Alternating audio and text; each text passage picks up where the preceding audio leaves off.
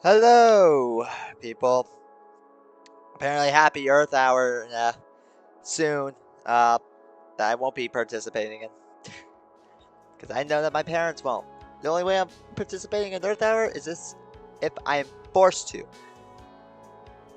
Um, I hope everybody is having a great Saturday. It is snowing so much here after we were supposed to not get any snow. We're just getting so much snow. I need to take off my hoodie. 1 second.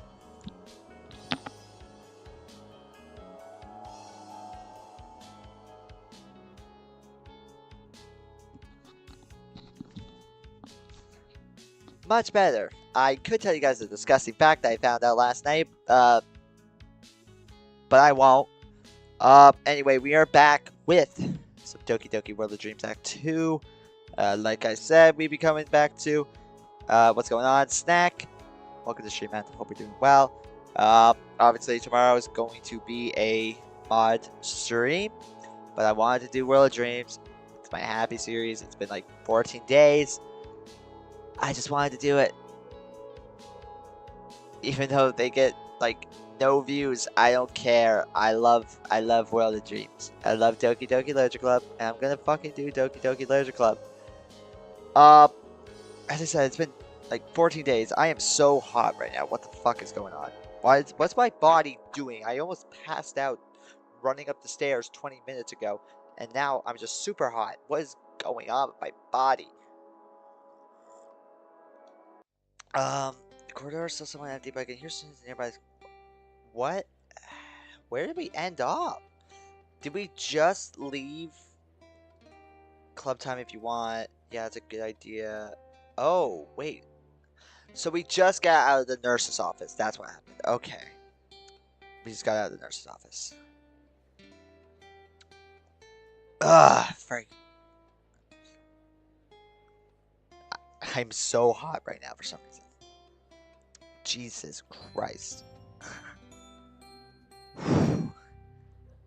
But yeah, so we just got out of the nurse's office because Natsuki's dad came in with a gun.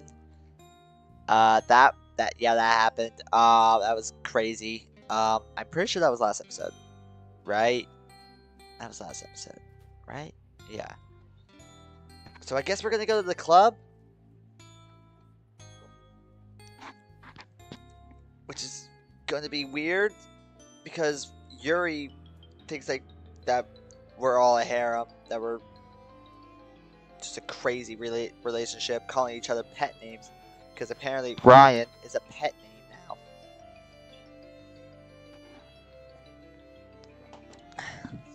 Which is news to me, Yuri.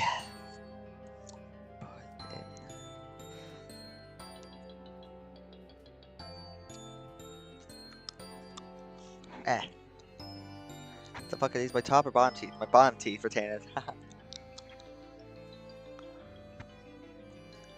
Alright.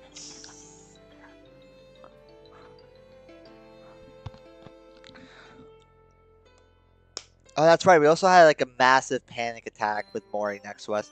Anyway, the corridor is still somewhat empty, but I can hear students in nearby classrooms beginning to pack their belongings away. As the three of us walk down the halls towards the clubroom, classroom doors start to open and students start coming out. When some see us, they pause and back away slowly, letting us pass by. Thank you. The looks on their faces are mostly that of pity and concern, although I do see a few amused looks. Asuki, apparently not used to the attention, glares back at those who look at us with pity. Oh, Natsuki. She's about to say something when Monica pulls her back. Don't. Oh, that one word shuts her up. Hell yeah. Actually, wait, no, not hell yeah. Don't be rude to my Natsuki. Don't. I will not have that. Hello, Natsuki. Also, Natsuki, I'm trying my best not to hate you, and you too, Monica, for the Doki Doki Takeover FCs. But those are different people. We'll just ignore that. We continue down the hallways, heading up to the 4th floor in relative silence. Thankfully, no one follows us. No one, that is, except Kozu. Oh, what's up, Kozu? She's waiting for us on the fourth floor, leaning against a window and looking out at the drenched courtyard. She turns and walks over to us. Hey, you guys, heard about what happened. Are you doing okay? I had no idea it had to do with you guys at the time, so I stayed away. Monica nods somberly. We weren't hurt, just shaken up a bit is all. Suki nods in agreement. Kozu looks at me next. Ryan, what about you? Did he hurt you? No, I'm fine. Well, that's good. The four of us go silent. I'm not sure what else to do now. It's alright. Thanks for checking on us. You're welcome. Now the small uncomfortable silence permeates, yep, the empty corridor. Kozu wrings her wrists uncomfortably. Listen. I don't think I'll be able to stop by Michi's house later tonight. My parents have been getting angry at me for coming home late. It's alright. We were probably just going to work on more of the same from yesterday. I became very fast? Really? Oh, you came very fast. Oh. Welcome to the stream, Sonic. I hope you're doing well. Right. Kozu has a look on her face that appears to say, I'm dead. Wait, aren't I? I hear Michi clear his throat inside my head, and I just do the same. Thanks for checking on us. We appreciate it. He's right. 5 minutes. Yeah. You always show up early to the Doki Doki streams. But never the other ones. How suspicious. I'm joking. It's good to see you, buddy. Asuki, who remained silent for the whole time, just nods. Well, with what I know now, I had to. I'll see you all later. With that, Kozu passes us quickly and heads down the stairs. The three of us watch her go for a bit, then continue towards the club room. For real. Finally, we reach it and open the door. No one is in the club room when we arrive. Monica turns the lights on and we follow her in. Oh, wait, what? Wait, what? I haven't seen... That was weird seeing that with the lights off. Death not for Monica? Definitely not. Monica, you gotta admire her. Monica turns the lights on and we follow her in. We get to some front desk and collapse into them, exhaling loudly. Monica stares blankly at the chalkboard and slowly focuses on Natsuki, whose head is lying on one of the desks. Natsuki, you said you wanted to tell us something. Oh, right. She sits up and swallows. So, I had a long talk with my dad. Monica shoots me a wearing look, but I'm certainly feeling too tired and too miserable to get angry. Alright, what did he say? He kept on apologizing, over and over again. Natsuki looks away, small tears forming in her eyes, which she quickly wipes away with a dirty handkerchief. It still looks damp even now. She clears her throat and continues.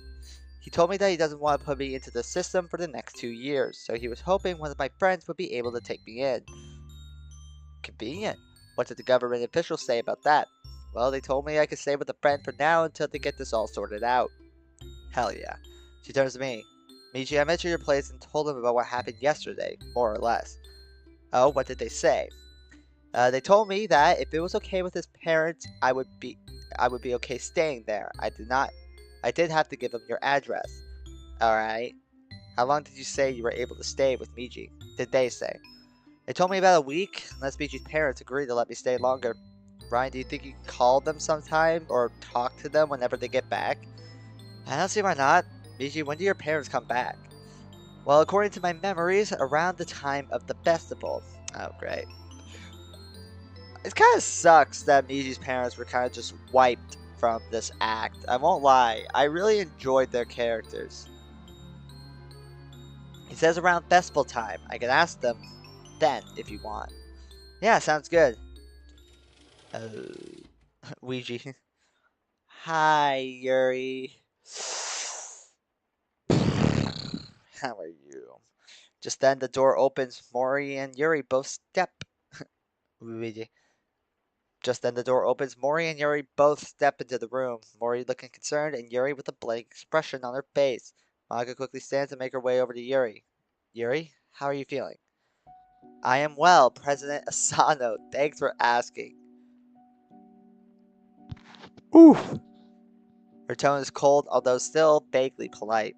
Natsuki looks away for a moment, then stands and quickly approaches Yuri. Yuri, listen, about what happened. You don't need to be so concerned for me, Muramoto-san. As you can see, I'm quite well and uninjured. Oh, That's good. Yuri remains expressionless. The tension in the room slowly building. Are you gonna make some tea today? I think we could all use some. Very well. Slowly, almost methodically, Yuri makes her way to the closet and retrieves her tea set. Ori quickly makes her way over and offers her assistance. All that Yuri asks her to do is fill the brewer with some tea leaves while she goes and gets some water from a nearby fountain. Yeah. This is great. When she leaves, Mori turns Forlani to us? Morbideb, what's with all these big words? She's been like this ever since I went to go check on her. I can barely get anything out of her. It's like she's only saying the bare minimum. I think I'll try talking to her later. You sure that's such a good idea, Ryan? Yuri's getting more and more unstable. I even checked her character file while we were in the nurse's office. Yeah, wait, yeah, how? What? How? Monica sighs. I finally figured out how to manifest the console without needing to go to the space classroom. After watching Ryan do it a couple times, I managed to figure out the secret. I'll show you all later. That's a lot of words. Uh, Nothing will ever be more treacherous to read than in one of the, too bad I'm not reading them. Yeah, you just have to listen to me read them and suffer. But nothing will ever be as treacherous as in one of the club meeting streams I did a while ago. There was a portion where Yuri got to choose what the club did for the day, and she decided to watch Hamlet. That was awful. That whole section was awful to read. We all go silent at that, the only sound being the humming of the AC, the ticking of the clock on the wall, and the heavy rainfall outside. The ticking clock, to my ears, sounds almost as if it's getting louder and louder the longer. Wait, what? I'm sorry, like, literally, like, 30 minutes ago, I ran upstairs to put all my, put my garbage in the garbage and put my plate in the sink, and as soon as I opened, like, the place where the garbage was, I just started getting really dizzy, and I could hear my mom saying something to me, but it just sounded muffled, and then for, like, 5 seconds, I was dreaming, but constantly hearing the sounds of utensils hit the floor, and I was able to, like, for about 10 seconds, I was just, like, in this dazed state, like, literally about to pass out, but I didn't pass out, but I definitely did dream for, like, 5 seconds. So, I'm a little loopy right now. That was not fun. The ticking clock to my ears sounds almost as if it's getting louder the longer we don't say a word. But what is there to say? What the hell do we even talk about? Everything is starting to go even further downhill now. Even Miji is silent.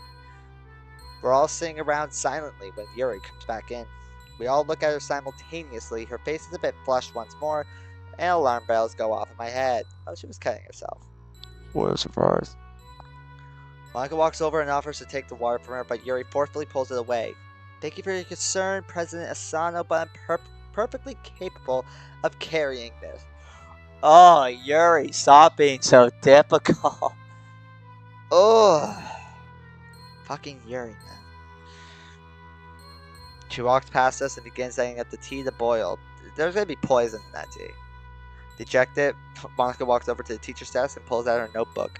Asuki stands and slowly walks over to the closet, pulling out a volume of manga and sitting down to read. Mori doesn't move, looking at me with concern with a small smile. I motion over to Yuri. Go. Mori slowly stands and makes her way over to Yuri, leaving me alone with my thoughts. I lean my head against the window and just look out the window. The rain falling against the window leaves long streaks of moisture, which trickle down towards the concrete roof floor outside. The sky is dark and full of storm clouds, as it has been for most of the week. Miji remains silent as we stare out the window. We're so deep in thought I don't even notice the teacup placed rather roughly before me until I feel the desk shake. Jesus Christ. Yuri! Startled, I look up and see Yuri standing there, giving me a glare. Your tea. Oh, She moves off before I can even get a chance to thank her. Yuri. Being. Ugh. I watch her go off and give the others their own tea with barely restrained anger and frustration. I put my mask down and begin slowly sipping the tea, but its soothing heat on the back of Michi's throat does little for my mood. The tea is just as good as I remember, but the atmosphere in the room is far too tense for it to be enjoyable. Yeah, we shouldn't be at the club. Why am I? Why is my character at the club right now? It makes no sense. I guess doesn't want to be like separated from Monica or something like that. But being at the club right now should not be happening. No one is talking to anyone. Mori doesn't even seem to be having any luck talking to Yuri, but at least Yuri is allowing Mori to sit next to her while the two read. Monica and I exchange a brief, worried look. Then I look over at Natsuki. Natsuki looks our way and then looks back at Yuri. Oh. She starts to stand, but a single glare from Yuri freezes her into place and she sits back down.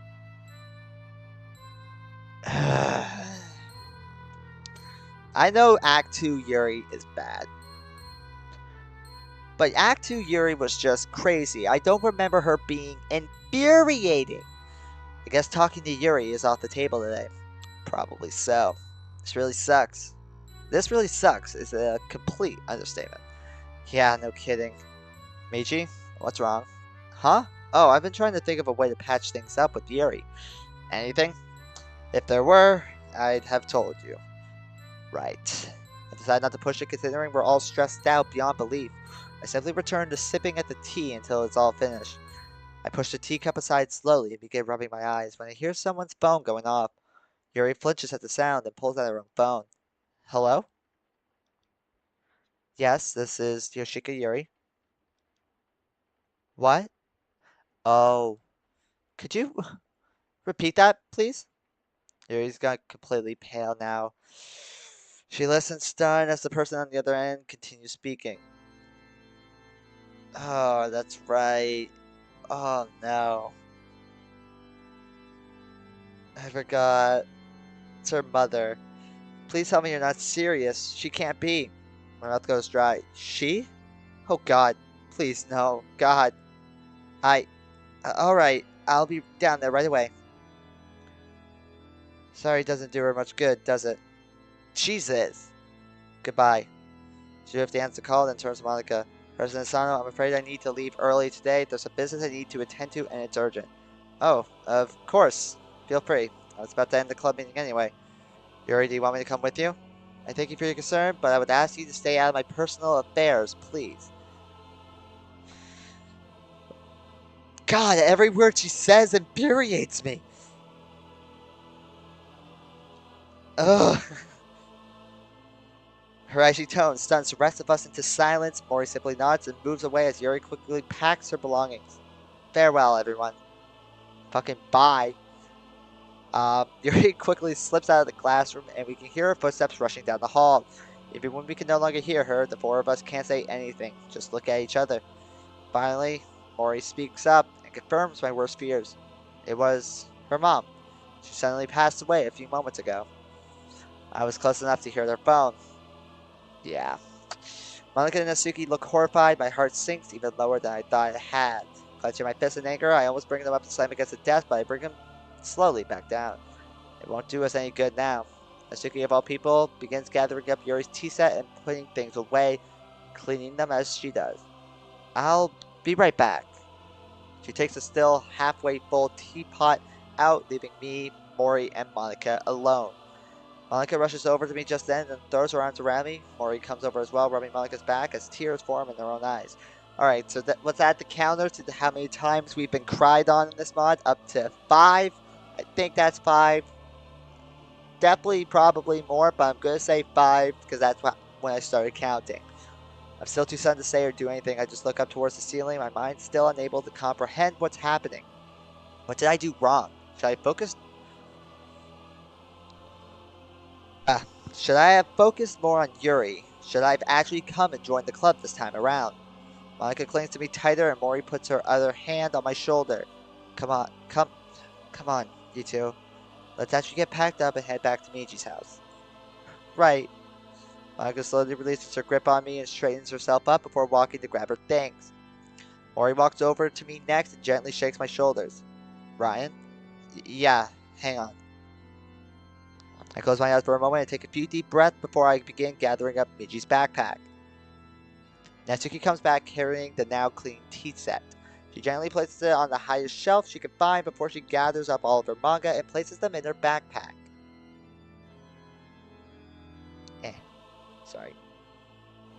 Okay.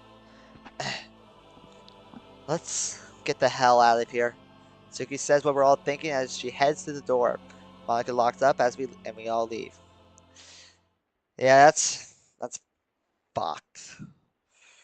Ugh. Damn, man. We head down to the lockers and, to my surprise, are greeted by both Ye and Kozu.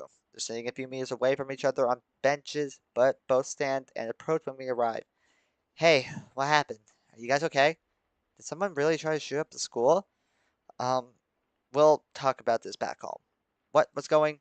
Unless you want a fist to pound your face inwards, Kawahashi, shut the fuck up. Ooh, that'd be my Sundari. Natsuki's tone is even, but the threat is clear in her voice. Ye quickly clamps her mouth shut. Right. Kozu doesn't say anything either, just gathers her belongings along with Ye. I grab the umbrella I came here with and slowly make my way outside. Fucking love Natsuki. Fucking love her. I still can't pick between Natsuki and March 7th. It's a hard choice. The six of us trudge up the hill towards Meiji's house in silence. None of us even want to try to hide the fact that we're all traveling together this time. Not that there are many students around to witness us leave today. The rain feels like it's more intense as we head up the hill. I can also feel a wind picking up as well. As we're walking, another small group begins approaching. We move aside to let the group pass. I watch as a small group of older-looking businessmen and women walk past us. They look like they're heading towards the school. Among them, I see Kotodaha speaking on the phone with someone. No, Father, we've given them plenty of chances. They need to pay their dues within the next 2 days, or the school becomes ours. Oh my god. We're heading there now. I'll see you and Mother at home to inform you on how it goes. She hangs up her phone and then gives us a brief glance. Her eyes land on me and she smiles at me, winking as she does so.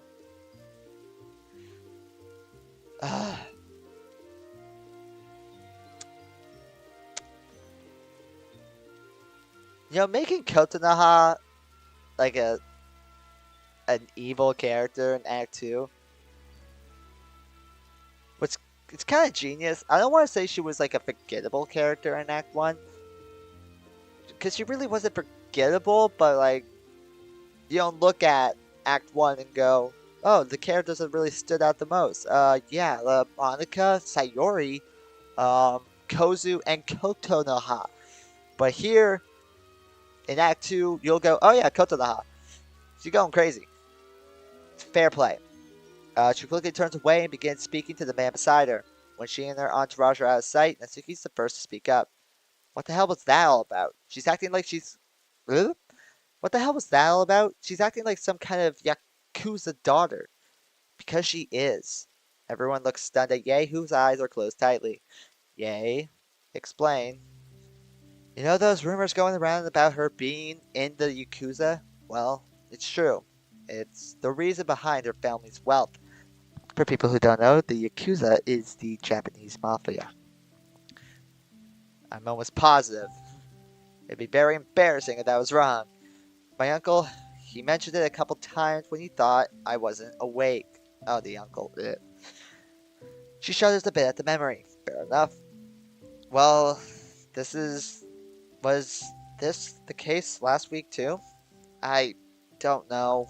I don't remember my uncle saying anything about it then. Jesus Christ. This isn't ever going to end, is it?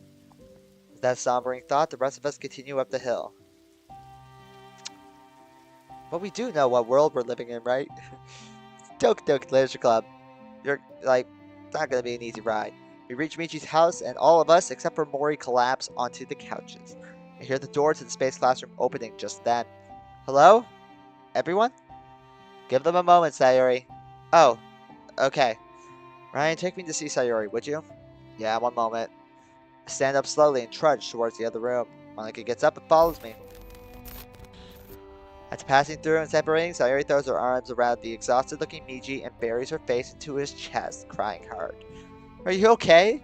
I go over to the couch and collapse yet again. Monica quickly joins me and buries her face into my shoulder. She's not crying yet, so that's not up to 6. I stare at the ceiling trying to gather my thoughts once more as, one by one, the others trickle in and join us at the couch. The only sound we can hear now are Sayori's soft sobs and constant worrying over Miji, who is holding her close. I finally put a weak arm around Monika's shoulder. She quickly grabs my hand and squeezes it, holding it close to her. My free hand slowly balls into a fist. How the hell do we keep messing everything up like this? God, if you're there, fucking help us. Suki apparently shares my thoughts as she hits the side of the couch. What the hell? What the hell? What the hell? What the hell? With each what the hell, she slams her fist harder against the couch until Mori quickly goes to her side and catches her fist. Shh. Just let it all out, okay? Suki turns away. There's too much to let out, damn it! Aww. She begins hyperventilating. No, no, Suki. We keep on screwing up. What happened today wasn't our fault. Mori says this in a reassuring tone. Oh, wait. What happened today wasn't our fault. Mori says this in a reassuring tone as she takes Natsuki's hands in hers. She's right, Natsuki. Tori comes over. She looks pretty shaken up as well, but kneels and looks at her friend.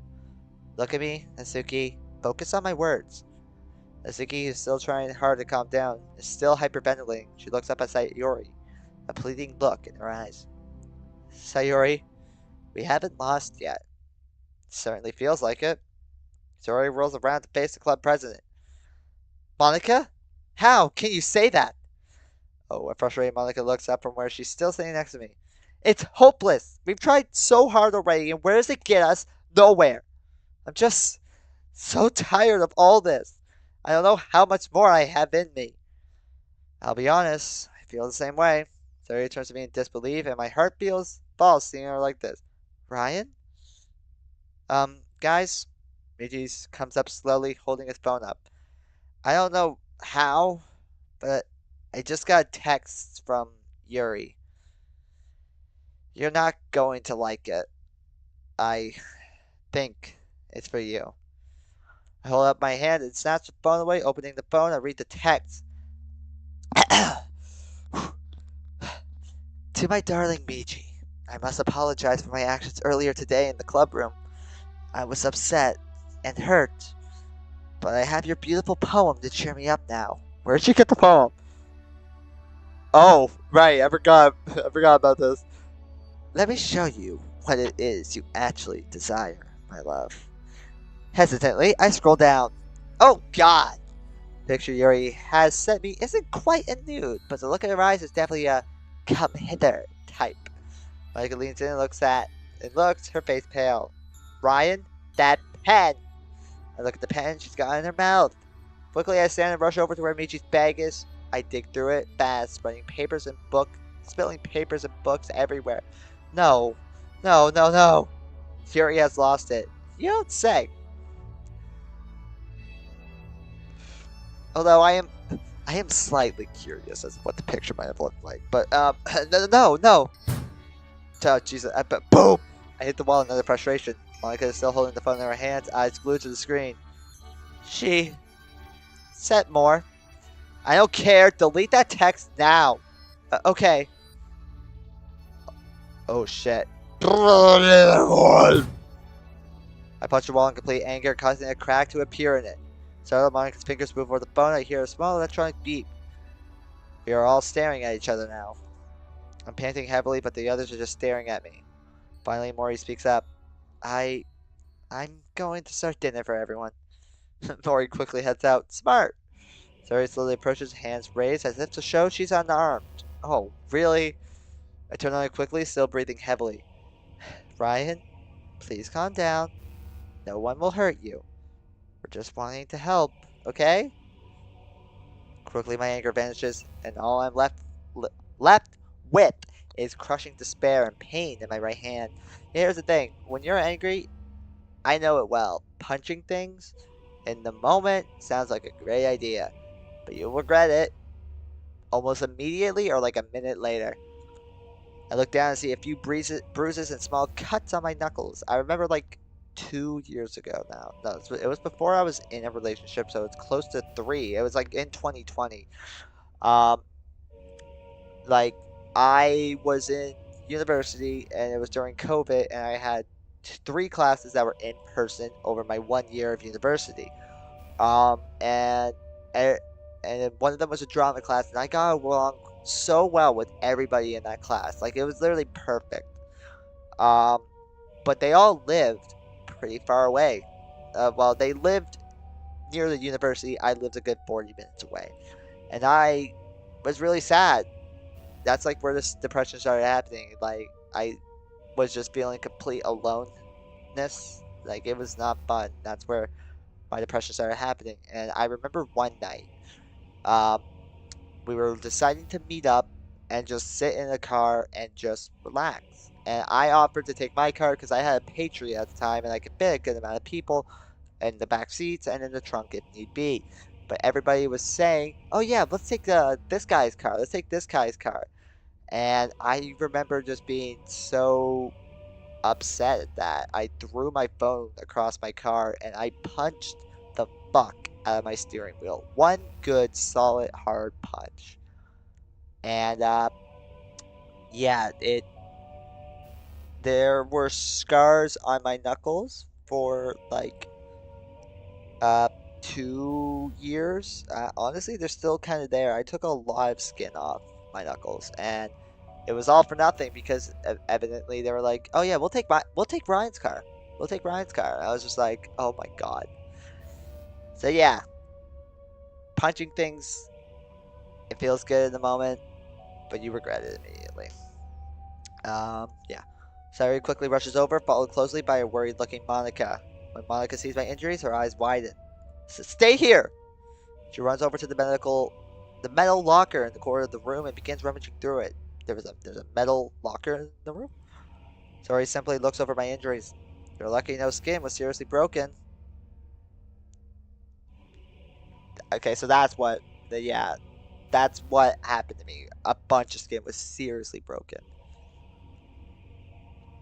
Yeah.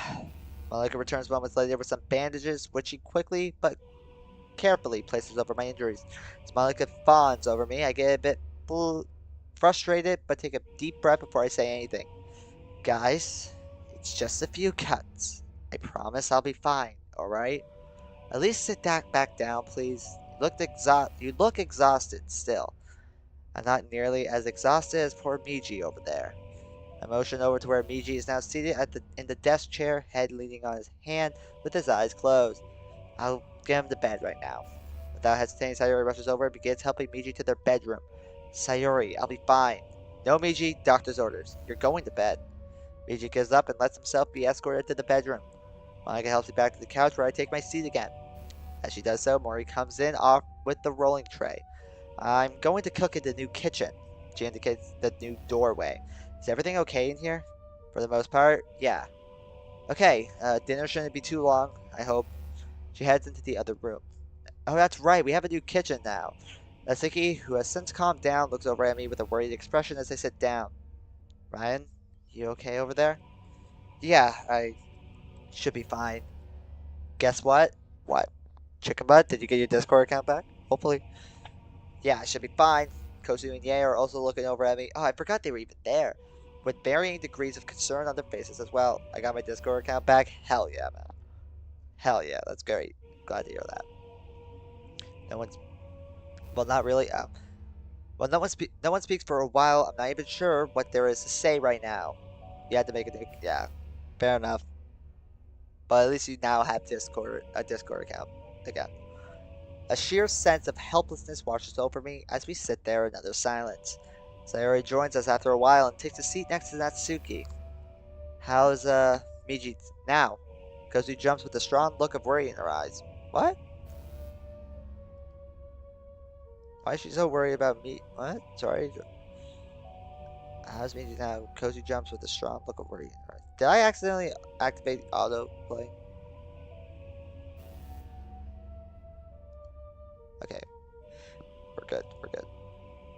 What, an iPad? Fair enough. Kozu jumps up with a strong look of see. Pretty sure it's just Ryan MCQ. I'll put it in the chat. I am not on the right account. Hold on. But that's it right there. I am on my freaking watch account. Whoops. But that's it right there. I'm gonna delete it in a few seconds. There you go. You sent it. Hell yeah. All right. Actually, there's no point in me deleting it. I'll accept it at the end of the stream. Don't worry. Why is she so worried about Miji? I get that he's sick and all, but well, whatever. It doesn't matter right now. I turn back to Sayori. He's he's getting changed for bed now. I told him I'd get him some food if he's still awake when Mori is done. The room once more falls back into an uneasy and depressed silence. Monica remains protectively by my side, hand intertwined with mine. Above anything else, I want to say something, but I can't think of what. I'm not even sure if I should say anything. The mood in here isn't going to help anyone, but how can I try to act like Sayori when even Sayori isn't saying anything? Yikes, true. It slowly begins to dawn on me just how close to death we all were today. We could have easily found ourselves with a bullet through us, all of us. I involuntarily shudder at the thought. As if seeing my distress, Monica pulls me slowly closer to her, one hand reaching around to cup the back of my head. Sayori is still seated next to Natsuki, looks at the still nervous-looking girl and hugs her comfortingly. Natsuki doesn't object this time, but also doesn't really reciprocate. Kozu and Yae don't look at each other, but instead look away. Kozu still looking a bit angry, while Yae looks more and more downcast. We remain like this until I start smelling something that's not right. My nose wrinkles as the smell reaches me. It smells familiar. Does anyone else smell that? Yeah. Why does it smell familiar? Oh no, I know that smell. Sayori quickly gets to her feet and runs to the new space classroom kitchen. Natsuki quickly follows. Fearing the worst, I stand and run after the others, everyone else close behind. When we reach the kitchen, I find it enveloped in smoke. A distressed-looking Mori is pouring a small pan of water into another pan, which is smoking. Okay, yeah, I guess that is kind of what you want to do. Sayori is filling another small bucket with water from the sink. Instinctively, I cough as I enter.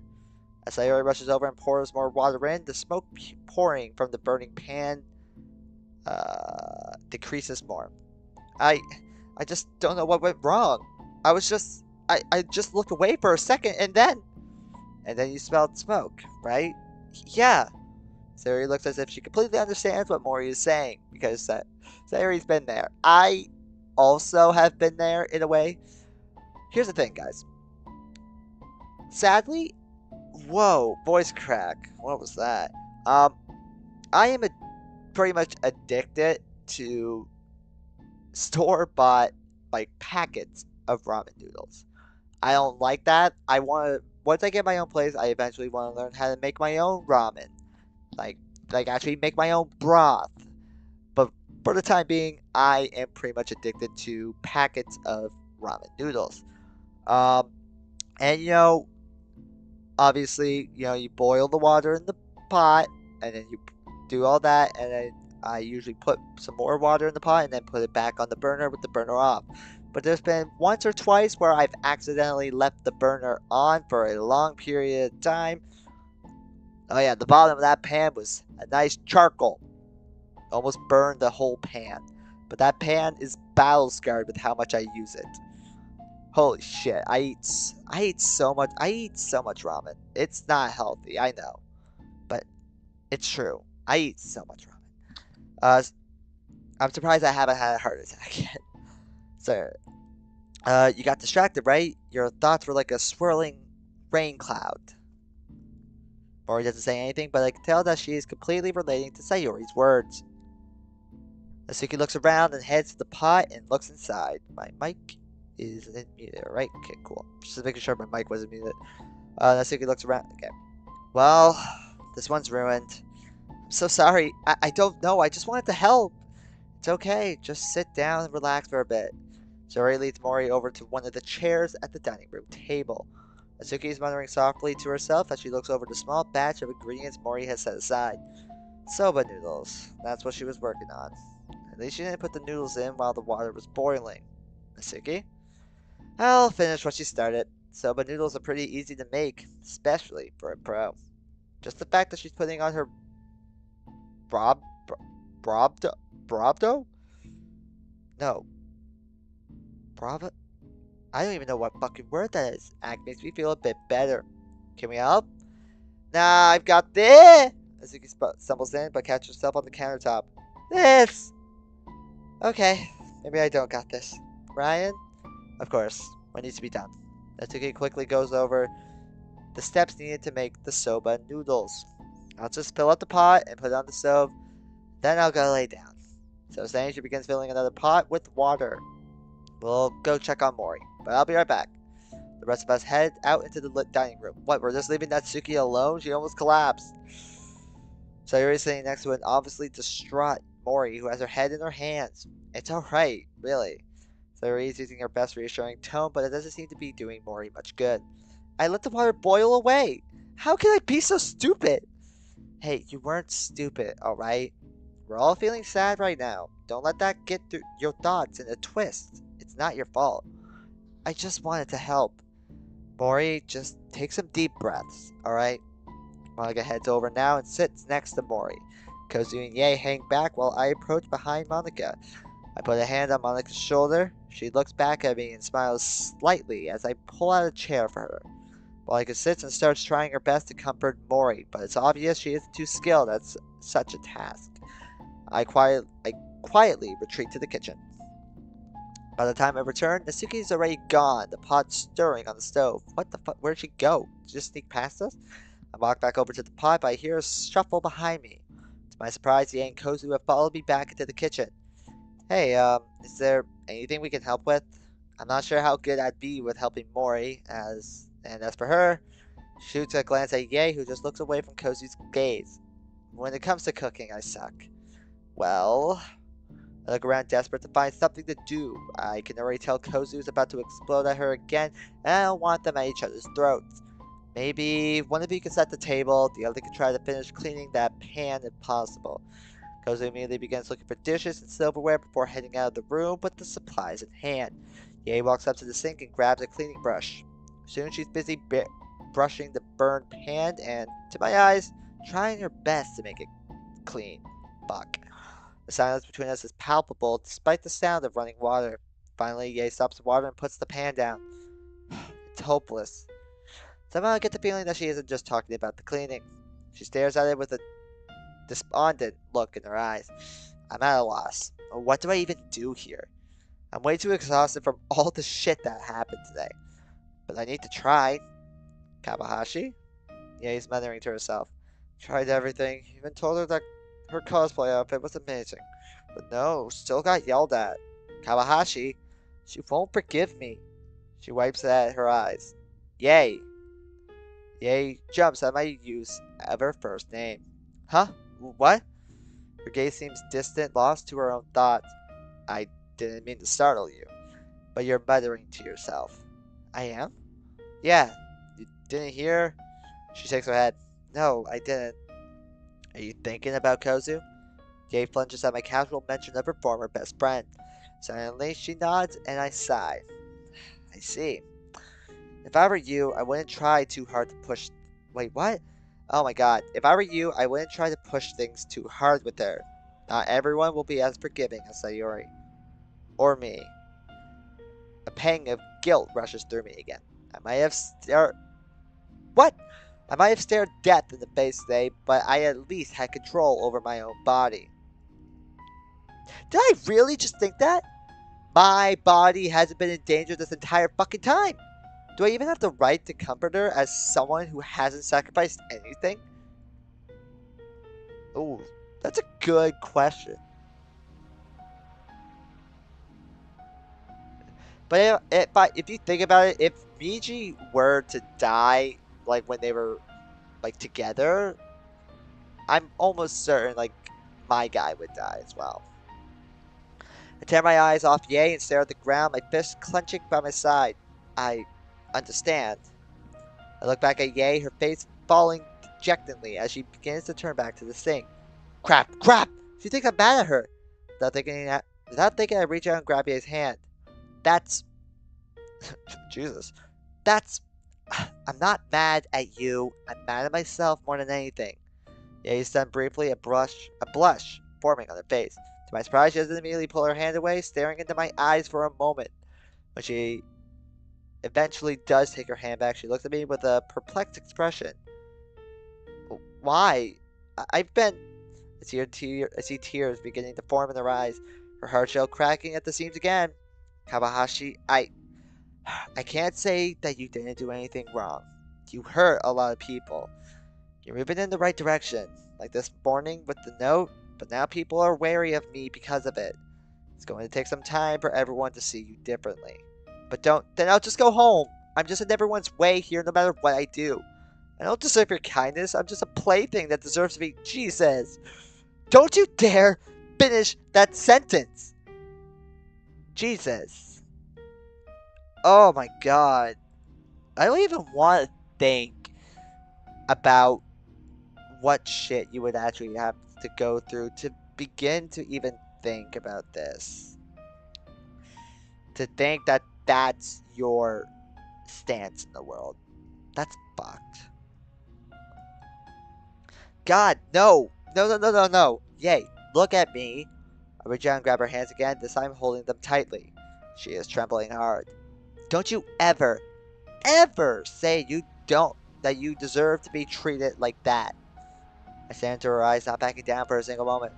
I have said that with a bit more anger than I intended, but she needs to understand. Slowly she nods, my fury evidently breaking her out of her own downward spiral. Good. I pause for a moment, looking over the girl in front of me.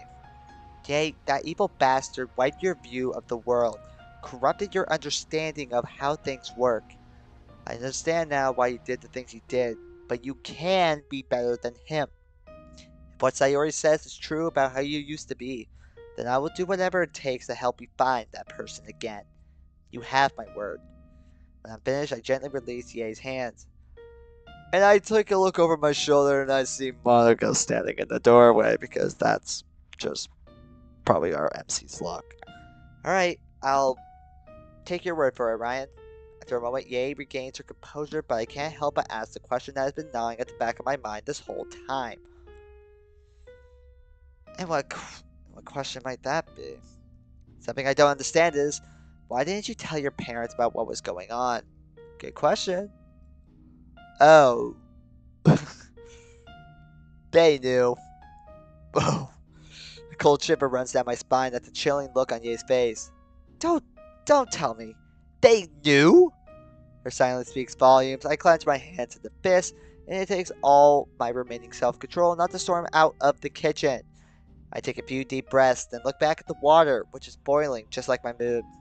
I slip the dry noodles in and start to stir. Tell me.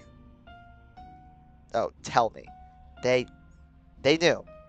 And? I speed up my stirring, trying not to explode.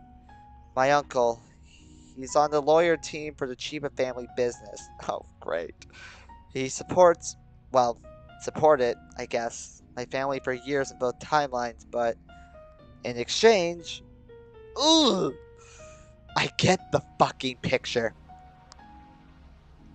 Yikes. Ye's uncle is one thing, but her fucking parents condoned it? Like some kind of fucking business deal? Ye, are you an only child? She shakes her head. No, I have a little sister, Yomi. She's in her last year of middle school now. Oh god. I feel my heart stop. Is she also... Ye immediately shakes her head.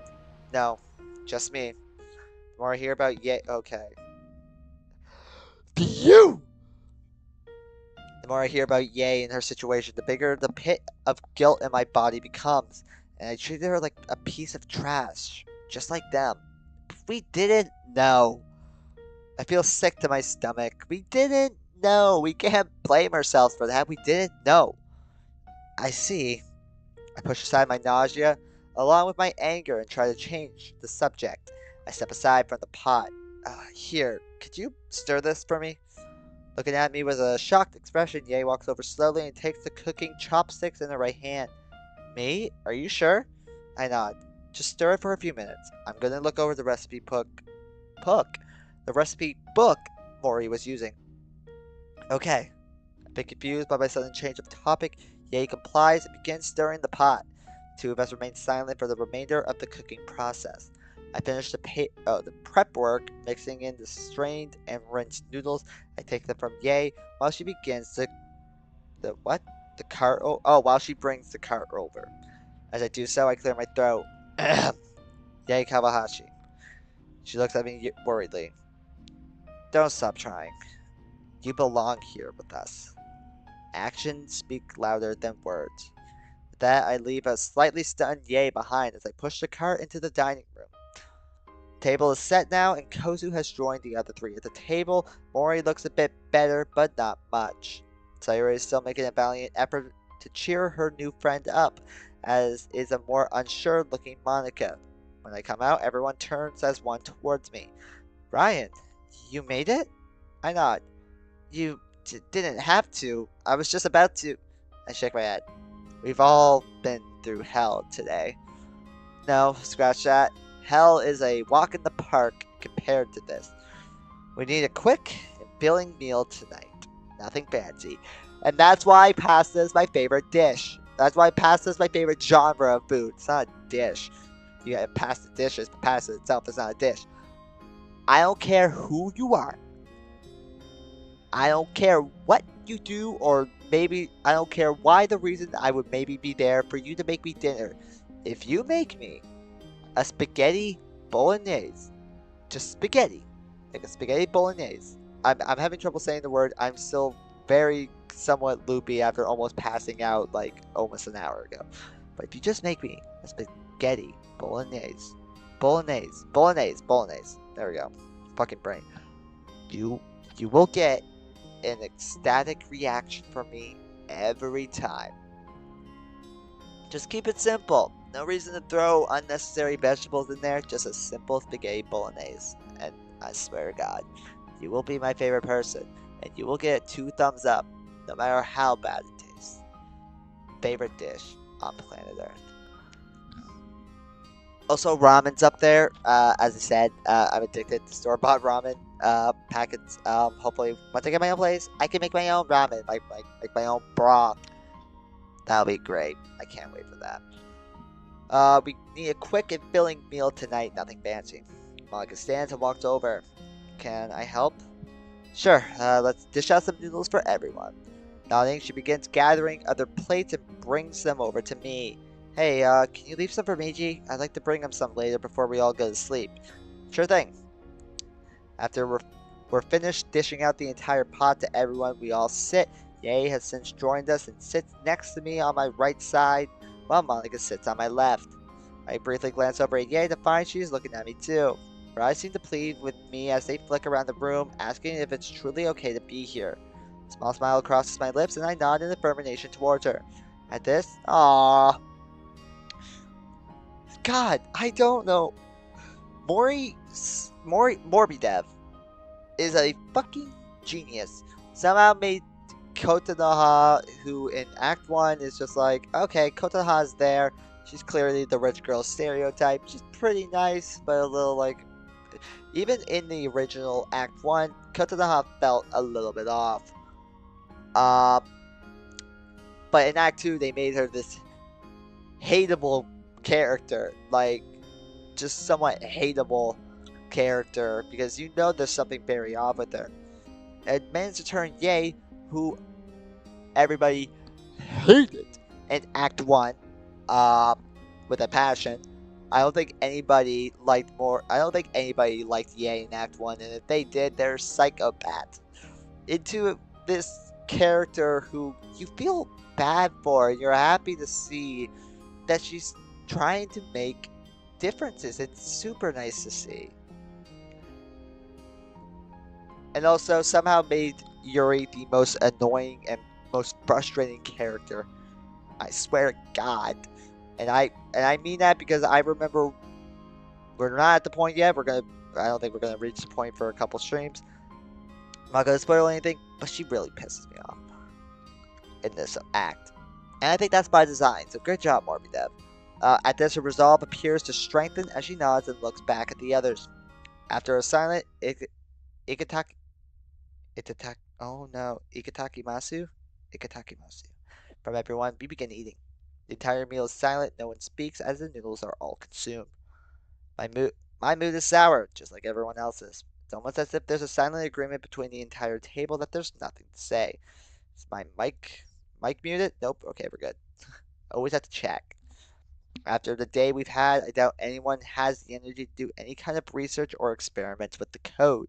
I'm certainly wiped out. Mori and Sayuri are the first ones to finish, and both begin gathering up the plates and silverware of the others who have finished first.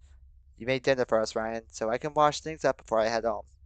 Too tired to protest as she continues collecting plates and forks. After a few moments, the table is clear and I hear water running from the kitchen sink in the next room. Sayuri grabs the one plate set aside for Miji. Guys, will you be okay if I take this to Miji and then go to sleep? Yeah, that's fine. I don't think anyone else is going to be alert enough to do any kind of work tonight. Suki, who has been silent this whole time, finally speaks up. I'm going to crash. Natsuki? Monica, just don't. Don't feel sorry for me, okay? I'll be fine. Damn. Sayuri looks worriedly at Natsuki now. Will you, though? Natsuki swallows a bit, looking away. Fine. I'm not okay right now. But I will be. Alright? I just need to sleep right now. If that doesn't help, I really think you should stay home tomorrow. No one would blame you. She shakes her head. I'll be okay, you guys. She stands. I'll see you all tomorrow morning. And with that, Natsuki heads out of the room. Damn. We all look at each other, then Kozu stands. I should probably head home too. Crap! I completely forgot that you said you needed to be home early today. We ended up dragging you along again. It's fine, really. I couldn't just leave after hearing Natsuki's reaction by the lockers. I'll just deal with my parents when I get home. Did we even tell them that Yuri's mom died? Was that at all said? I don't even think it was. Fair enough. See you later, Kozu-chan. Kozu nods softly, then heads out. Ye's next. Hope it's okay if I take another bath? I suppose it is. Without saying anything else, she stands and slowly walks out. Sari grabs the extra plate of soba noodles. You two should head to bed soon, too, you know. We will. When we see Mori out, it would be rude to fall asleep while she's still working. Of course. Well, good night. She walks out. Monica and I look at each other, then towards the kitchen where we hear water running. As if in agreement, we both make our way over to the kitchen. Mori is standing in front of the kitchen sink, a plate in one hand and a sponge in the other. She's staring out into space. As Monica and I approach, I reach over and place a gentle hand on Mori's shoulder. Mori? Oh wow, how convenient. You might hear my parents in the background doing the dishes. I do not live alone. I'm 21 and I'm still living at home. Hope to move out very soon. Startled, she jumps and the plate falls into the sink. Huh? Oh, my bad. Maybe it's better if you head home now. She's right. You obviously have a lot on your mind. Yeah, maybe. But at least I want to at least be able to do something to help. Sometimes I feel like I don't belong here, you know? God damn it. Obviously frustrated, Mori grabs her head. It's like there are two people inside me clamoring to be heard. Oh, yeah. Well, I mean, those two people inside of you, they showed. We saw the two sides of Mori when we gave her her memories, that's for sure. Monica and I exchange a worried glance. This can't be good. She's starting to crumble too. Whoa. Oh, I wonder why. I don't know. Why don't you head home for now? I think Sayori's right. We all need some sleep. Hopefully that will calm everyone a bit so we can think more clearly. I'm almost done here. Mori, I don't think. Ryan? Monica interrupts me suddenly, then gently pulls me aside. What's up? Monica lowers her voice. Don't push her too hard. I recognize that stubbornness in her. It's like my own. She's someone like me in that regard. Oh, okay. I understand. But what do we do then? Well, Monica considers what could be done, as do I. We could try to help at least. That way she can get home faster. Good idea. We both approach Mori again. Mori? Huh? Can we help? Yes, thank you. Mori begins cleaning again, but this time Monica takes the dishes and dries them. Hope everybody's enjoying this story so far. Hope everybody's enjoying the stream. I think we're about to hit 1 hour. Yeah. I know Doki Doki Literature Club. It's mostly just me talking. Um, and I do go off on tangents a lot during them. I apologize. I'm trying not to do that as much. I'm trying not to go off on many tangents. If it annoys you, I'm sorry, but like if I read something, if it triggers a memory, I'm gonna go off on it. But yeah, we're at like the hour check-in mark, right?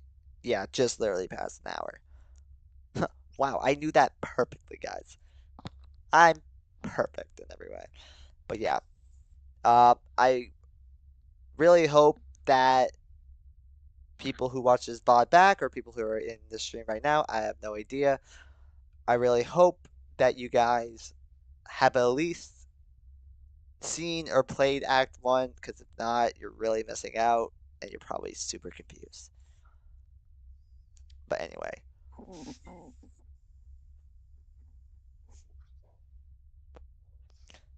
God, the ambient sound is just like vibrating my ears. Like it's just a rumble. Which I guess that makes sense. We are in a classroom in space.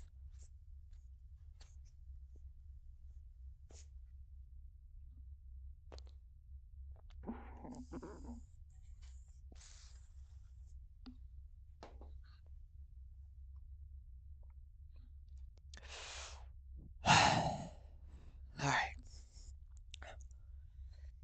Mori begins cleaning again, but this time Monica takes the dishes and dries them. I'm left with the easiest job of putting the plates away. Man, I must be about to pass out. It was so much harder to try and comfort Mori just now than with Ye earlier. After a few minutes pass in silence, we're all done. Mori, thank you for what you've been doing today. We all appreciate the effort you've been putting forth. But it's time to go home. We all need clearer heads. Right. I'm sorry I couldn't be any more useful today. It's okay. You were a big help today. I don't think I could have gotten through my episode today without you there. Right. Do you want me to walk you home tonight? No, I'll be fine. I'm not that far away, remember? Right. Are you sure? It's really no trouble. Mori finally gives Monica a small smile. I'm sure. I'll be alright. I'll come by tomorrow morning. Is that okay? Of course. When will you get here? Probably early. 7 in the morning, sound okay? Alright, I'll set an alarm for then. Have a safe trip home, okay? I will, thank you. She heads towards the door, Monica following her close behind. When they when they leave the room together, I head to the bedroom. I trudge to the bed and just collapse into it, burying my face into the pillow. While I'm alone, I allow myself one long scream into the pillow. Screaming into a pillow, it feels just like screaming into a pillow. Like I feel like you have to be like have like a certain threshold of stuff just pent up inside of you to scream into a pillow and have feel absolutely amazing. God, today's been a nightmare. That was screaming to the pillow. I hit the mattress a few times before I force myself to relax and turn over, facing the ceiling. Try to take a few deep breaths to calm myself, and slowly it begins to work. After a while, the door opens and Monica comes in. Hey, hey. She sits on the edge of the bed. I sit up and move next to her. Immediately, she leans her head on my shoulder. I'm, I'm just. I know. Me too. Two of us sit there for a while, not saying anything. I mean, what is there to say? This day was the worst day of our lives. I don't even know where to begin here, if there's even a place to begin. After a while, Monica suddenly speaks up. Ryan, do you ever think about having children? I look down at Monica in complete confusion. Monica, where did that come from? Could you answer, please? I look at the wall in front of me and try to gather my thoughts. I've never really thought about it except for when Sayori asked a few days ago. I'm still technically only 20. I was in college before I came here. I suppose if I feel like I'm ready, I wouldn't mind having a child or two. That music isn't too loud, right? It shouldn't be. Okay. Why do you ask? Monica? I know it sounds like a strange question, but could we really bring a child into a world as messed up as the one we're in now? That's a great question, and I think having a kid in today's day and age is a horrible idea. I don't think it's worth having. This might be a hot take. I don't think having kids in this day and age, right now, if you were to say, hey, if my theoretical girlfriend was supposed to be in front of me saying, hey, we should have a kid, like right now, I'll be like, no. Why do you want to bring a kid into today's age? Kids today's kids today are just filled with brain rot, and it's not looking good for future generations. I said this to I said this at work to my coworkers. I said that kids who did not have to grow up without technology are screwed. And when I say technology, like yeah, actually yeah, kids who didn't kids who were born during the time like the iPhone, the iPad were out. During kids who were born during that time frame are screwed. I was born in 2002, and the i like the first iPhone. I'm pretty sure the iPhone didn't. When was the first iPhone released? It was like 2008, 2009. I don't know. I didn't get my first phone until I was 16 years of age. I grew up with weird Acer tablets. Have you ever had an Acer tablet? They suck. They're weird. But I didn't get a phone until I was 16. Which, when I was 15, I was like to my mom, like, Mom, this is like weird. Like, everybody has a phone. But honestly, I'm kind of thankful for that. Um, I had a DS obviously growing up. My first ever console was the Wii, but I remember getting my Xbox 360. It was the worst time to get my Xbox 360 too, because I live in New Brunswick and my family lives out in Ontario. And we had Christmas out there. It was like the one time we've ever had Christmas out there. And I got my Xbox there in Ontario. So I had to wait the remainder of the days and that long drive home.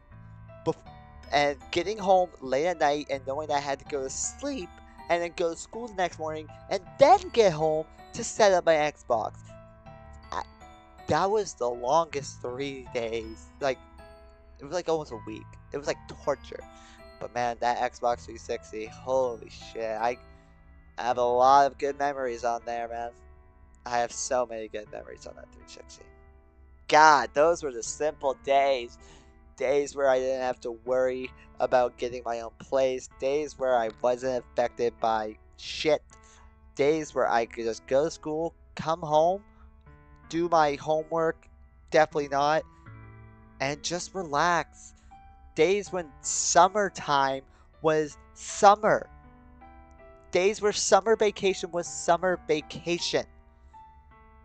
Where you get bored because you're relaxing too much, man. Playing on your Xbox all day. You don't have to worry about work. You don't have to worry about buying your own food. You don't have to worry about bills. Just as a simple kid. Man, what tangent did I go off? Oh, yeah. But I had to grow up knowing that, like, when I was growing up, like, before I had the tablet and the Wii, I definitely had the Wii, but we only had the one TV. I remember having to, like, fight my sister for access of the TV. I used to go out and bike every day, pretty much. Mostly every day. Like, I was actually outside a lot as a kid. Biking was one of my best pastimes because there was nothing else to do. I didn't have a phone. This is when people actually went outside, and when I see kids outside biking, it surprises me. It genuinely surprises me to see people like out in front of my house walking or biking. I don't know, man. And now I can barely go outside because I have this hobby. And it takes up pretty much all my free time, and we're, we're tired from work. But we still try to go out every now and again, like me and my friends, but it doesn't happen that often as it used to. Like, my friend Colby used to hit me up every day, being like, hey, let's go outside, to the point where it was just like, I was getting so annoyed because I was like, oh my god, I just want to relax for a day. But now I'm kind of like, man, I wish we could go out now. But now we're working, we're tired from work. I'm doing this hobby, you know, I don't know. Sorry. Sorry, as I said, I go off on these tangents. I don't know. I just took myself back. Holy shit. Man. I just made myself sad. God, I'm 21. No, there's no way I'm 21. Oh my god, I can't believe I'm 21. I'm 21, I'm 21, but I'm still such a young kid on the inside. I have such a wild imagination, it's actually crazy. And my imagination is so wild, so crazy, that I think it's actually kind of ruining my ability to, like, do things. Because I'm stuck in a fantasy world. I'm stuck in a fantasy world most of the time in my brain, and then once I get out of that fantasy world, there are times where I'm like, man, that's sad. I'm actually really sad about that. Because I wish that fantasy world was true. I don't know. Monica, why'd you have to ask this question? I went on a massive tangent now, and I just got really sad.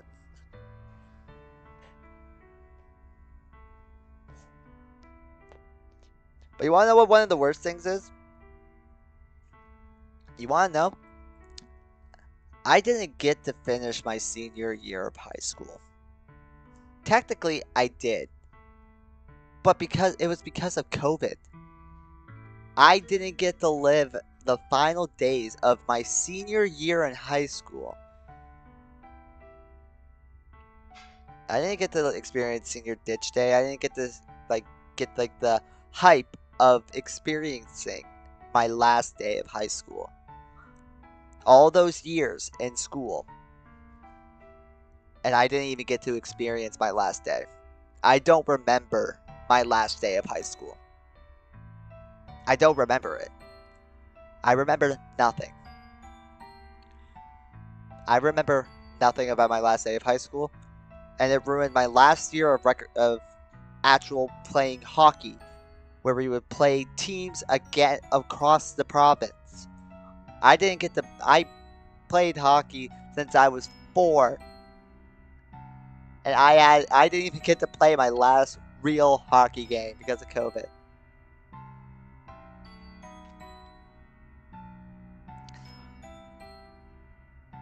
Obviously, school sucks,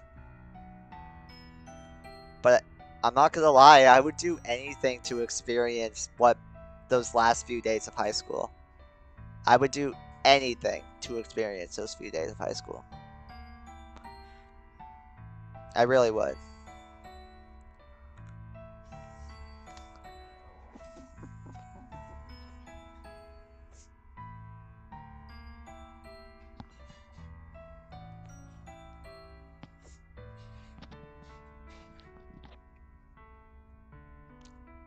I'm not gonna lie, wearing a mask never bothered me. And wearing a mask never bothered me. Lockdown sucked. It did. But literally, wearing a mask literally never bothered me at all. Honestly, I felt cool wearing a mask. I literally couldn't give a rat's ass whether or not I had to wear a mask or not. It didn't bother me.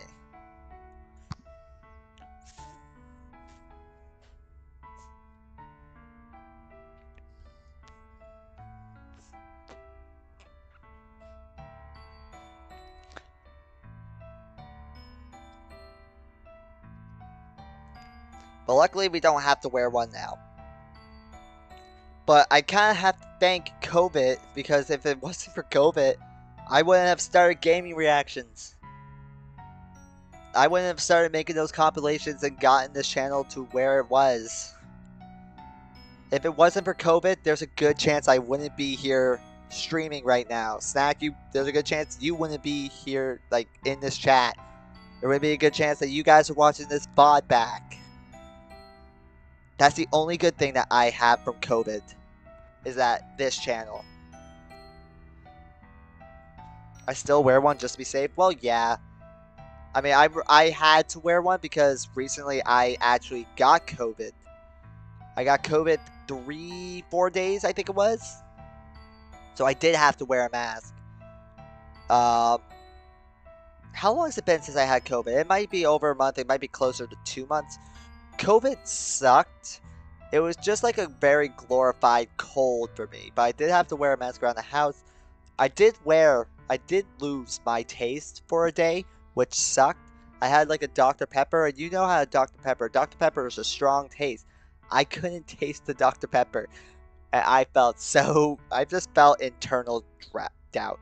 Like dread. Okay, sorry, I got off on a massive tangent there. I am so sorry. This isn't a podcast.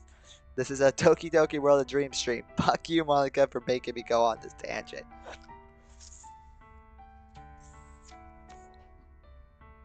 Let's get about this conversation. Let's just get back into this, shall we?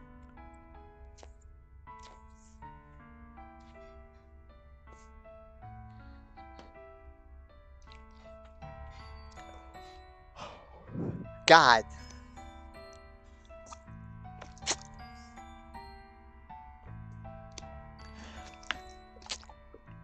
How long did I go on a tangent for? Like, what was that? Like 10 minutes?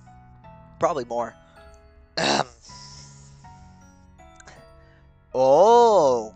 Realization begins to dawn on me. Now I know why she's asking this. A child between us, you mean? Monica silently nods. I know I'm going to sound cheesy here, but a part of me has always wanted to be a mother.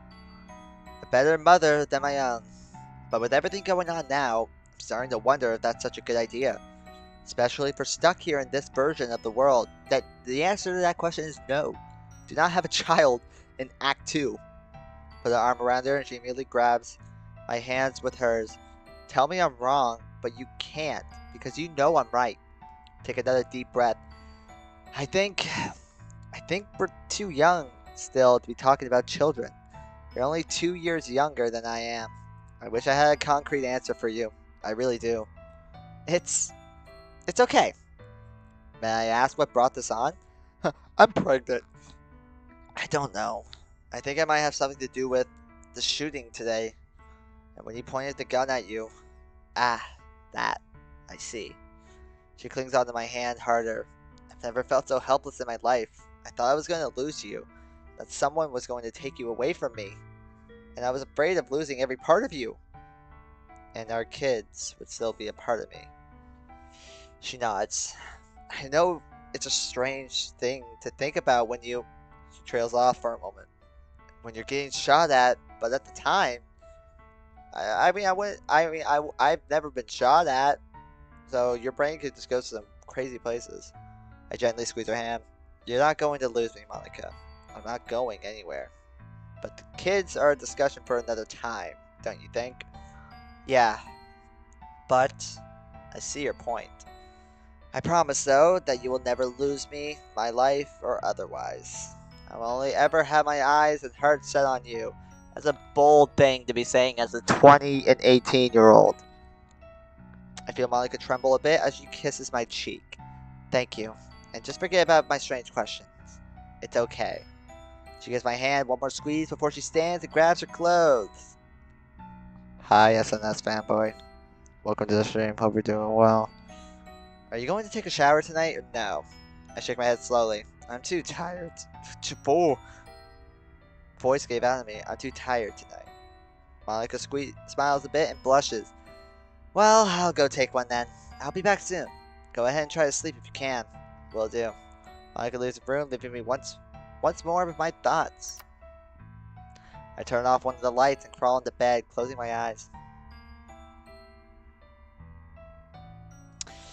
All I can hear now is the rumble of the space classroom all around me. I try and relax, but it's hard to with all the day's events running through my mind. I focus on my breathing for a while, then remember something I read about getting to sleep better. I begin tensing up my toes for 10 seconds, then relax, then my legs. I repeat this process until I'm tensing up my entire body and relaxing. Not sure when, but repeating this process eventually helps me pass out. Is that actually true? Does that actually help?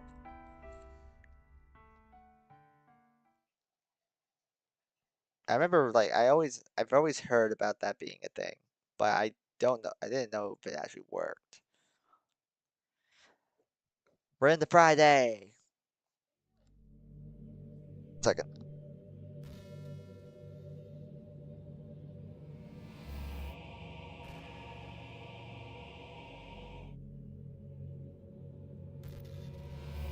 One second, ladies and gents.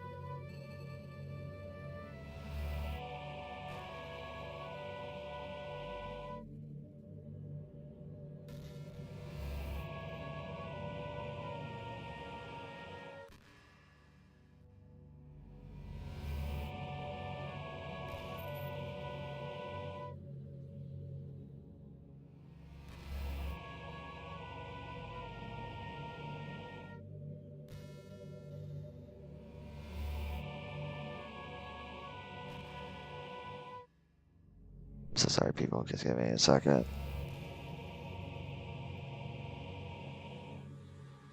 My luck.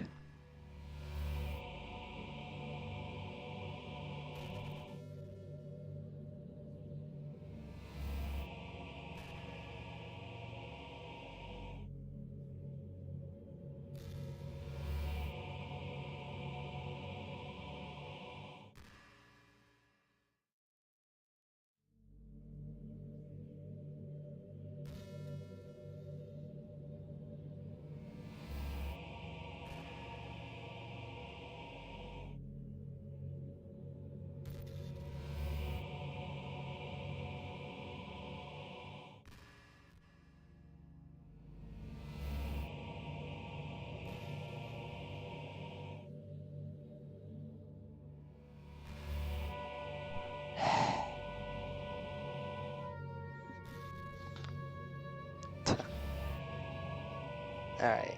Jesus Christ.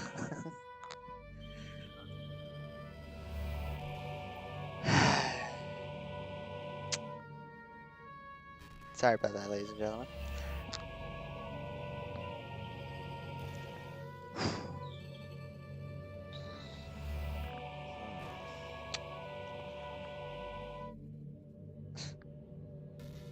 Yeah, go ahead, Brian. Continue streaming. As they are literally yelling in the other room. Whatever.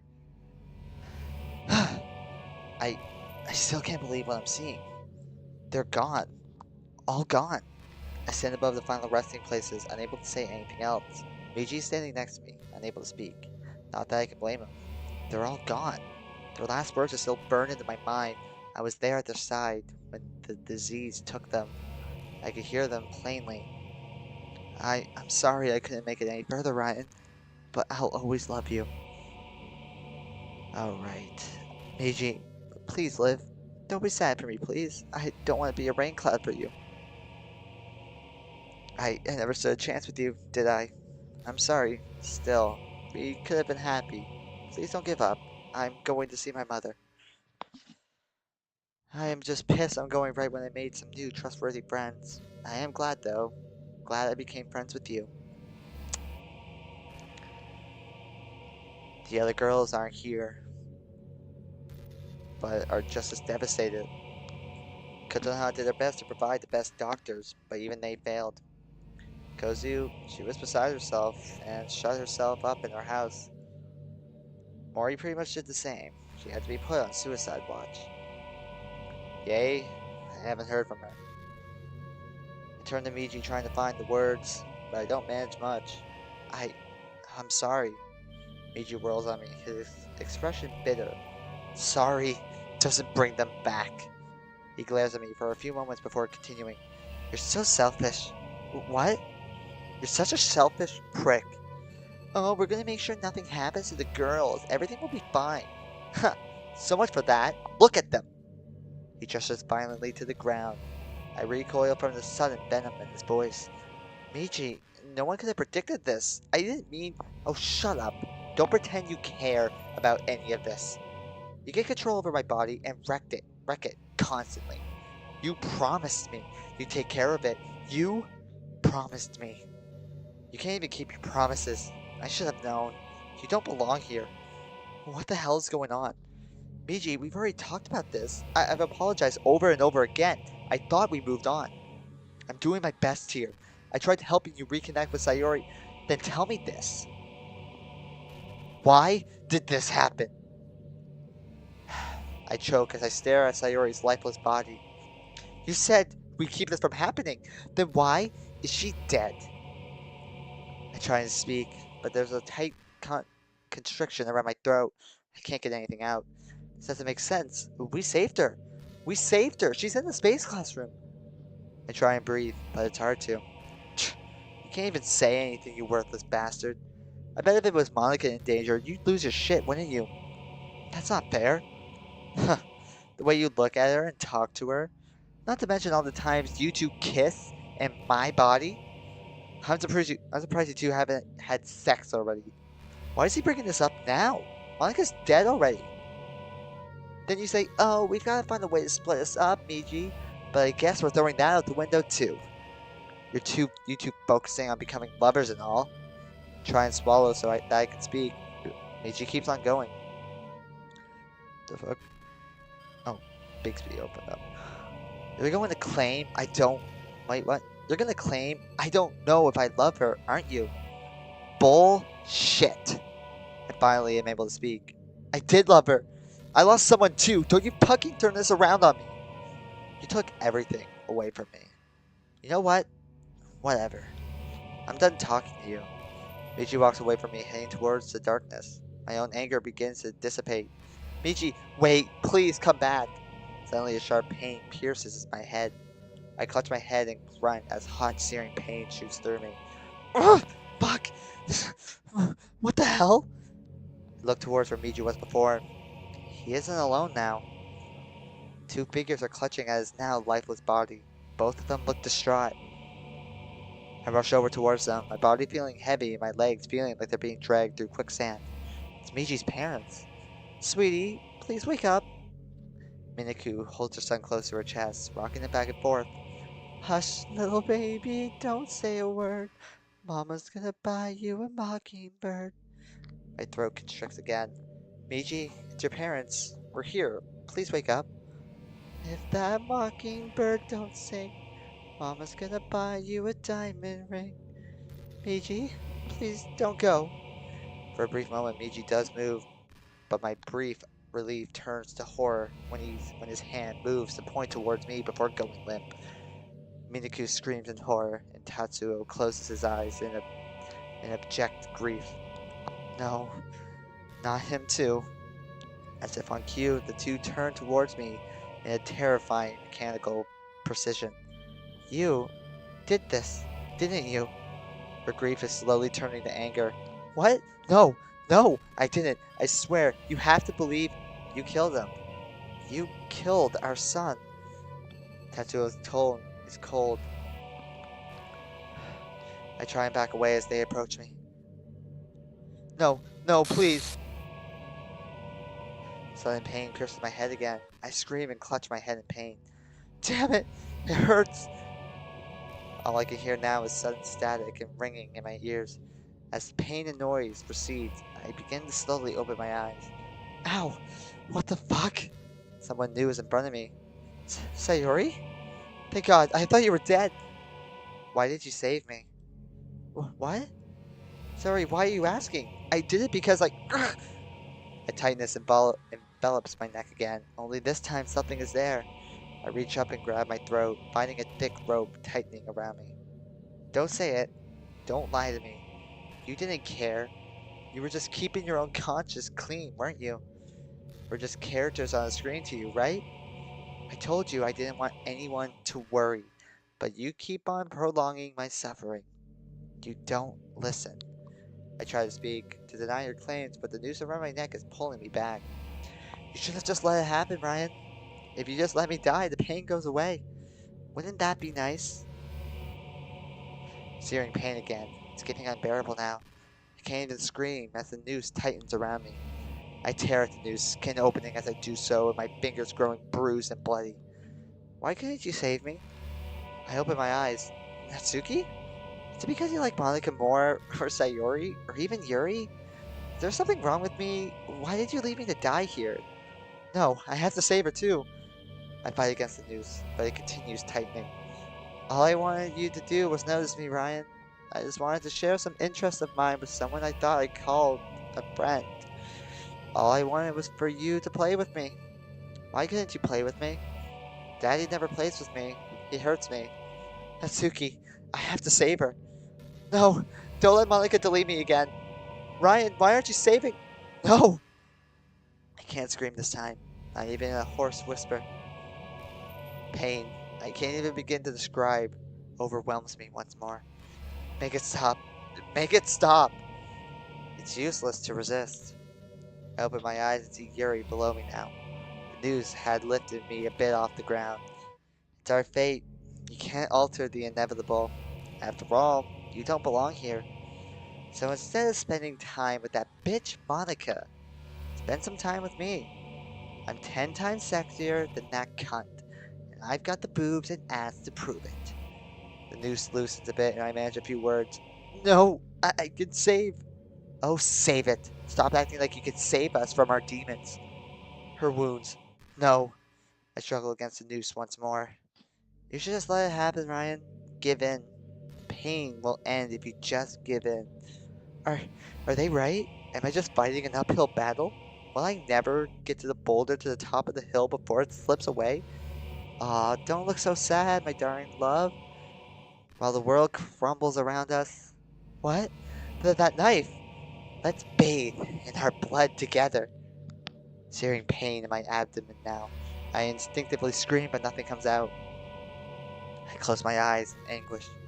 I think about home suddenly. I want to be back home. I feel my body fall to the ground, hitting at a high speed. The noose loosens, but the pain in my abdomen only increases. Cold. So cold. Ryan? Ryan! I slowly open my eyes. Monica. It's Monica. She looks over me with a worried expression. The pain is rapidly decreasing. She holds me close in her arms. Ryan, my love. I'm so sorry. I can fix this. I can. Suddenly, her face contorts in horror. Ryan, what are you doing? Why do you have that up? Looking up to where she's pointing, I see to my horror, it's the console prompt. Please don't hurt me again, Ryan. What? I'm not doing this. I swear. I would never hurt you. Reach towards her, but she backs away. Then why are you entering that? I look at the screen. What? I didn't put that there, I swear. Frantically, I look around and find a keyboard lying on the ground. Grabbing it, I smash the backspace key over and over. There! See, I didn't! Ryan, you didn't hit backspace. Looking back up at the prompt, my body goes cold. No, I didn't hit enter. I know I didn't. Looking down at the keyboard, I see my hand over the enter key. No, I hit backspace. I know I... Ryan, why? Her eyes flash at me with a look of betrayal. No, Monica, don't leave. It's okay, Ryan. I knew I'd do something wrong eventually. She sighs with hopeless registers fuck as she looks away. I still love you, and if I don't know how to love you, don't say it. No. I'll leave you be. No. I smash the keyboard against the ground furiously, tears streaming down my face. Fuck! No! I scream in anguish and hit my head over and over again. This can't be happening. This can't be happening. Let me out! Wake me up, somebody! I scream again and again. My screaming eventually gives way to wails of sorrow. I did this. This is my fault. That's right. You did this. I look around. Who said that? You can't save them. You just can't understand. This is your fault. You can't save them. Unless. Failure. Oh, useless. Your fault. Your fault. Your fault. No. I collapse and curl up. Your fault. Your fault. Your fault. No, it's not. Your fault. Your fault. Your fault. Shut up. Shut up. Shut up. Your fault. Your fault. Your fault. Get out of my fucking head. Get out.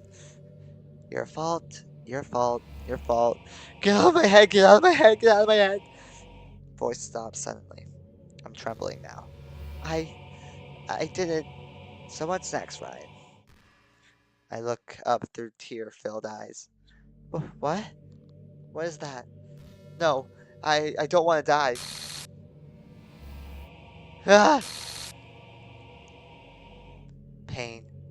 Enjoy the void, the internal night. No! Ryan?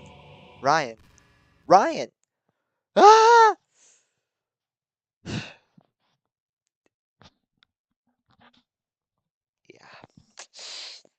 Jesus. I'm guessing this is a nightmare. Yeah, it was a nightmare. The pain immediately is gone, and I shoot up into a sitting position, cold sweat running down my back. Oh, it was a nightmare. Man, I was doing so good too. Oh man, I couldn't get.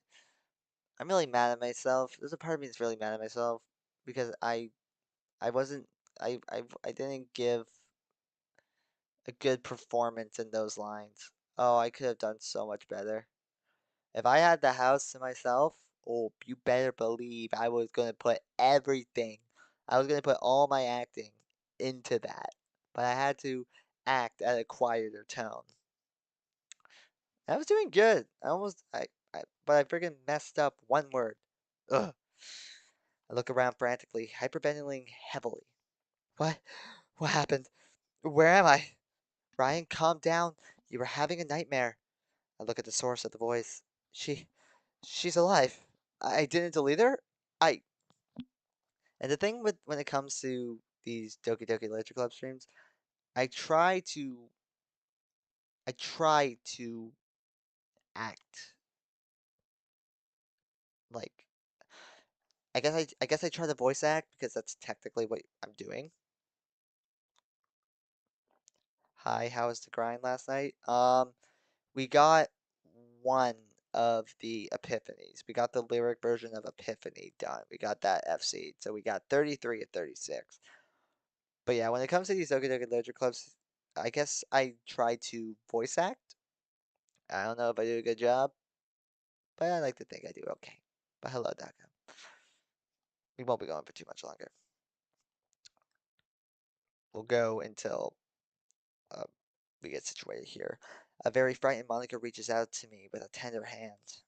I jolt back, causing Monica to flinch. Ryan?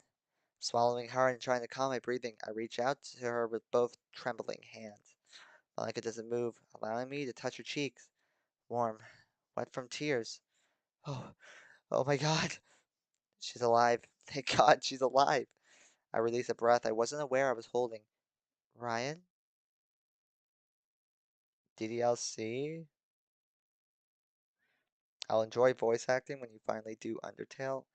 That's right, Undertale will be happening hopefully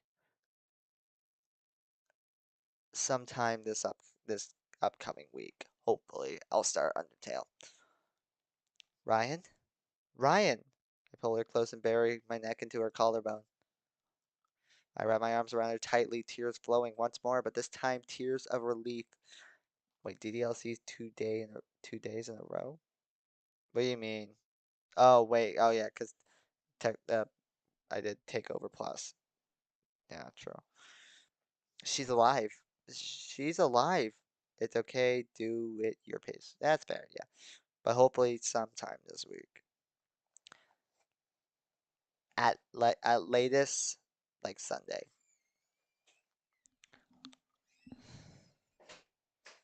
But yeah, she's alive and she's alive.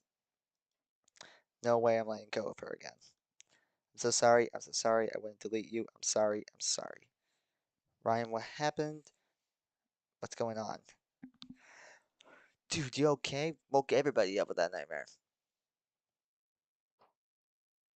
But yeah, I'm excited to get into Undertale. Literally, I've somehow managed to pretty much completely avoid that the world of Undertale, except for obviously Sans Undertale, Sans Megalovania. Obviously, I know that, but I know nothing of the story. I know nothing of the gameplay. I think although I think it's like a top-down thing, like Pokemon, but that's it. But I'm excited either way. I hope you guys are too. Dude, you okay? Hi, everybody. Did I scare you guys? I briefly open my eyes. I see Miji and Sayori standing in the room with Asuki a few steps away, also looking concerned. In the doorway, I see a nervous Yae. Did I wake everyone up? I close my eyes and focus on holding Monica closer. Monica, I can hear her screaming from Michi's sister's room. What happened? Also, I'm not pronouncing that right, is not a direct sequel. It's an official AU of Undertale made by the creator of Undertale with a bigger team.